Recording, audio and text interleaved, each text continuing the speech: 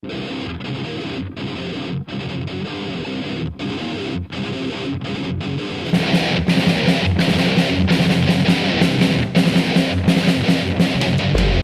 that time again, film buffs. Straight Shooter here with another episode of How I See It, episode 12. And today I'm going to be reviewing Captain Marvel. That's right, spring is here, and we have the precursor to the summer, the first MCU movie of the year. Let me tell you off the bat, my review will have spoilers, but it will be free of agendas. And I'll explain that in a little bit. So, Captain Marvel is the latest entry in the Marvel Cinematic Universe. It has Brie Larson as the titular Captain Marvel. Samuel L. Jackson comes back as Nick Fury. And it was really cool to see Clark Gregg as Agent Coulson. Jude Law, who he played a pretty good character, I thought. Captain Marvel takes place in 95, as opposed to a lot of 80s nostalgia that a lot of companies have been doing lately. This one is going into 90s nostalgia. You have your blockbuster video, 90s music, the way people dress. It was kind of funny when Nick Fury said to Captain Marvel, "Lose the flannel." That kind of made me laugh. And the technology was a bit older. She hacked into a payphone to communicate into the galaxy and whatnot. We start the movie out. She's on a Kree planet, and I can't remember the name of the planet offhand, but it wasn't that consequential. It starts out saying that she's Kree, but we think she's Kree. We find out later that she's actually not, but I'll get into that later on. So she trains with the Kree. This is before they made themselves known in the universe in the Guardians of the Galaxy and Ronan the Accuser and Thanos. This is before all of that was happening, although Ronan does make an appearance in the movie. And that was one thing that I was kind of wondering where it was going to go, because it didn't make sense to me that Captain Marvel was aligned with the Kree. And mind you, I didn't read the comic books. I didn't really research Captain Marvel because I kind of wanted to go in blind. I didn't want to go in expecting one thing and it being another. She's training with the other Kree. Jude Law is one of them. They're in a war with the Skrulls. And the Skrulls are these people that are shapeshifters. As the movie goes along, it starts out that you think the Skrulls are evil because she finds them on Earth. Her mission is to find the Kree and destroy them and stop them from infiltrating the Earth. But as it turned out, the Skrulls were actually peaceful. And it was the Kree that were trying to eliminate them. But again, I'll go into that in a little bit. Captain Marvel, when she starts out, she's known as Fierce. Because even though she had a life on Earth, she doesn't remember it. And I'll explain why she doesn't remember it in a little bit, but she crash lands on Earth. She runs into Nick Fury. And that was the beginning of how Nick Fury realized that there's alien life and there are threats that Earth is not prepared to deal with. One little inconsistency, if you remember from the first Iron Man, which took place in 2008, they weren't saying SHIELD yet. They were saying Strategic Homeland, blah, blah, blah, Logistics Division, or whatever. And at the end of the movie, Coulson says to Tony Stark, just call us SHIELD. But in this movie, it was the 90s, and they were also already saying we're agents of SHIELD. So that struck me as a little bit odd. Again, it was nice to see Coulson as a young agent, and they really did a good job with the digital effects. They de-aged Nick Fury as well as they de-aged Coulson. He had more hair. Samuel Jackson, he had no facial hair, and his face looked younger. And it kind of reminded me of those early days when Jackson was just starting in the 90s. Even before Pulp Fiction, he was in Goodfellas. And when I saw him in the movie, it reminded me of that character in Goodfellas, Tex. So I thought that was a really cool throwback. And Coulson was there, which was awesome because I watch Agents of S.H.I.E.L.D. as well as the MCU movies. And one thing that kind of bugs me is the fact that everyone in the movie universe still thinks that Coulson is dead, even though he's still working behind the scenes and helping them out, but they don't know it. And it's just kind of hard for me to believe that no one finds out that he's alive. Captain Marvel, like I said, is known as Veers. After she crash lands on Earth, she goes around trying to find the Skrulls, and she's also trying to find out about her life, because she was interrogated by the Skrulls, and there were flashes of memory that kept coming in her head. So she tracked down an old friend of hers, and she finds out that her name is actually Carol Danvers. The ending of her name was VERS, and that was all that they found of her dog tag after she crash landed in '89 was VERS. So they called her Veers, the Kree. She finds out that the Kree lied to her. They're actually the ones that are trying to annihilate the Skrulls, and the Skrulls are just trying to find a life because they're scattered, they don't have homes. There's a pretty decent amount of action in this movie. When there was action scenes, it was really cool. I think that was really the strength of the movie.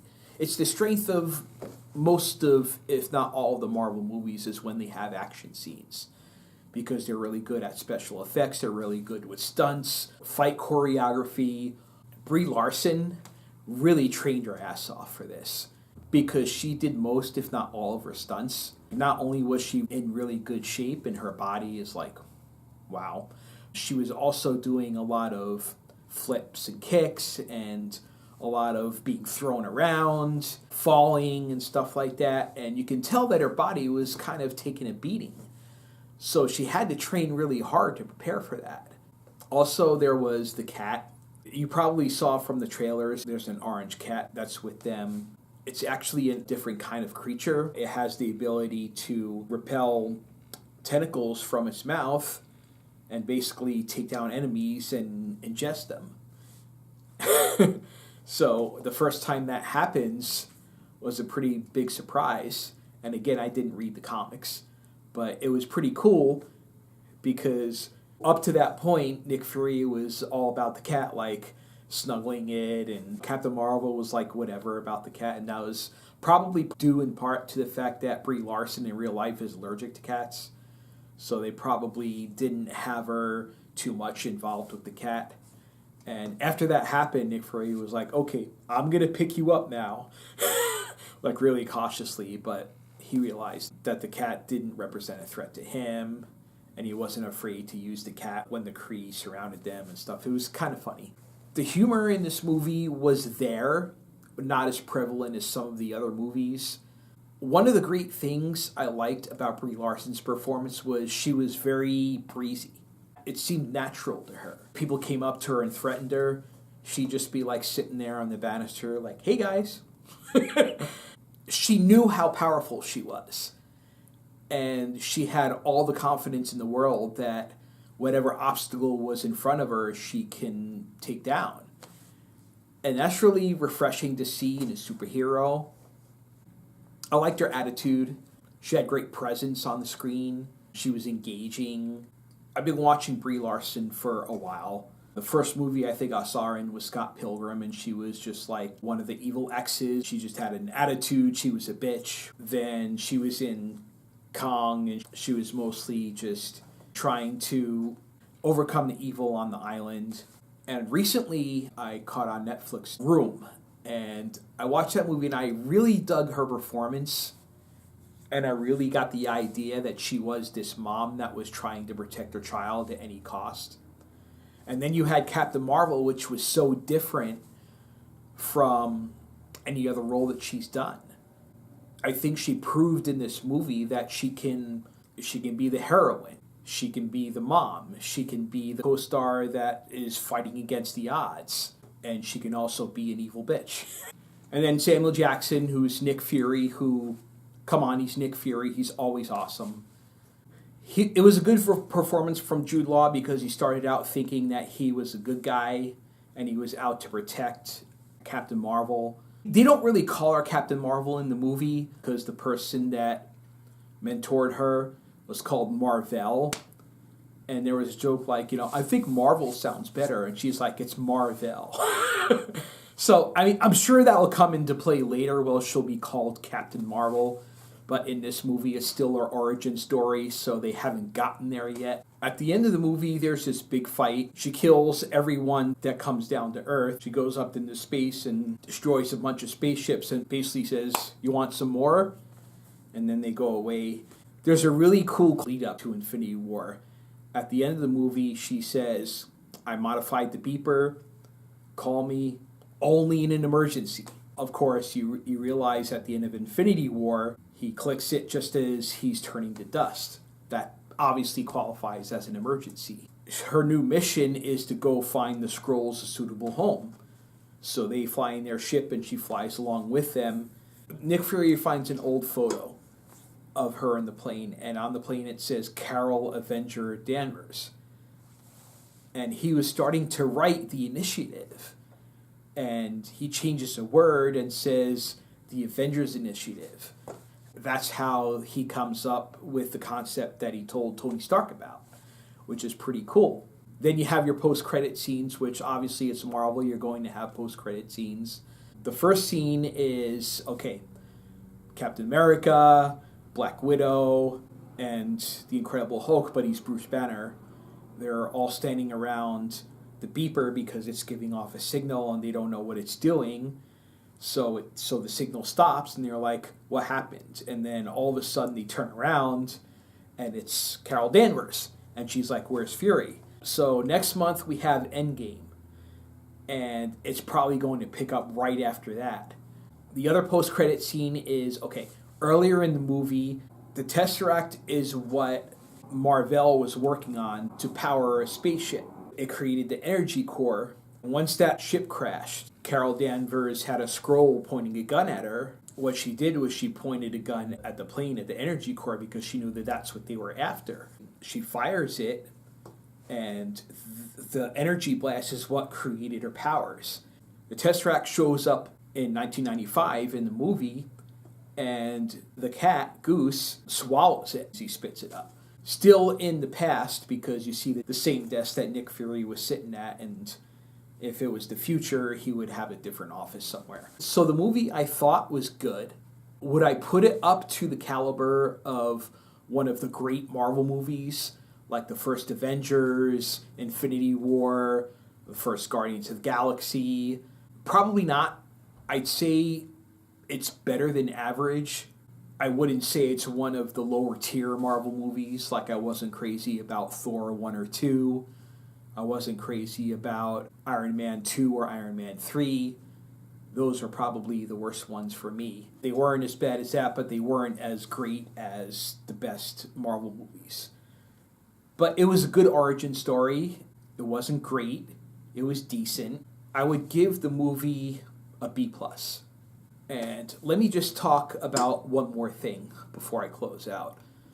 There's been a lot of controversy about Brie Larson.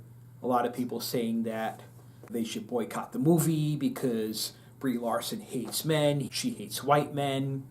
Look, I looked at exactly what she said. I read the article. I watched the video.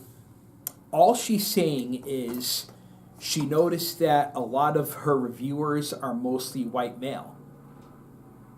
Okay? And a lot of reviewers in general, a lot of critics are white male.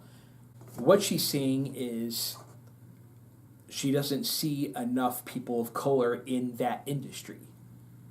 And she's also saying that she contacted the agencies that hire the critics. And they just didn't give any explanations. What she's saying is she'd like to see more opportunities given to people of color, more women, etc., to be able to review movies just as much as white males. And I agree with her, okay?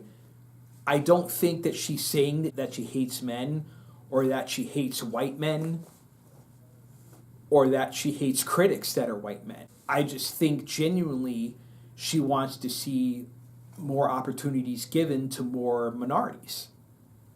And look, that's the world we live in today. As a white male, I agree with her. I don't just have white friends. I don't just know white people.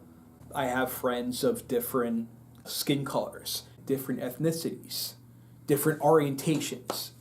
I think realistically, it's a good representation of the world if you make an effort to include other types of people in your industry. And I think that's all she was getting at, because that's how it is in the real world. You have affirmative action. Employers can't just say, I just want to have white people working for me. There are laws against that. And it should be the same in Hollywood. Anyway, I don't want to go off on a whole rant about that. I just want to say that I support her position and I support her as an actress. And that's what I mean when I said this will be agenda-free. I went in open-minded. My views on her weren't going to let me affect my views on the movie. So my views on her, she's awesome. My views on the movie, it was good, it wasn't great. And like I said, B+. Thanks for watching How I See It. Like, subscribe, comment, all that good stuff. And I'll see you next time.